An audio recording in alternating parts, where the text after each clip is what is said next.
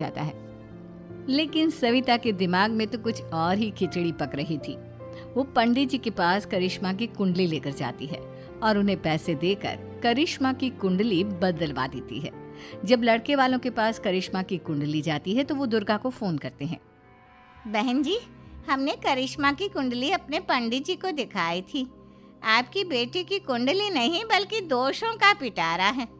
देखिए, मैं और मेरे पति इन सब बातों में बहुत विश्वास करते हैं, इसलिए हम आपकी बेटी से अपने बेटे की शादी नहीं करा सकते। इस तरह करिश्मा का रिश्ता टूट जाता है और सभी घर वालों को बहुत दुख होता है।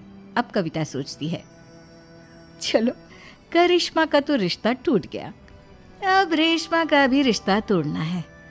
क्या करूं? अब सविता आवाज बदलकर किसी अननोन नंबर से रेशमा के होने वाले ससुराल में फोन करती है।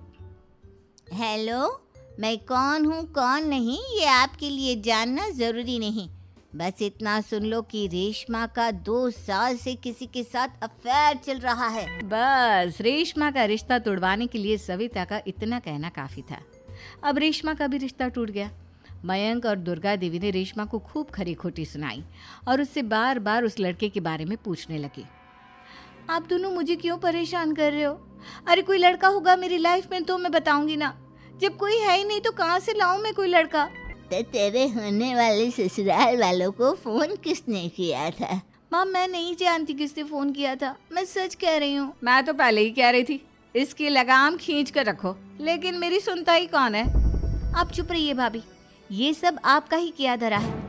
अब तीनों बहनों को विश्वास हो जाता है कि ये सब उनकी भाभी ही कर रही है। तीनों बहनें अपनी भाभी को सबक सिखाने के लिए एक वकील कर लेती है और घर में हिस्सा मांगना। देखो भैया, माँ बाप की जायदाद में जितना बेटों का हक होता है उतना ही बेटियों का, इसलिए इस घर के 4 हिस्से होंगे और हमें अपना हिस्सा चाहिए। मैंने तुम्हारे लिए क्या क्या नहीं किया और तुम इस घर में हिस्सा मांग रही हो?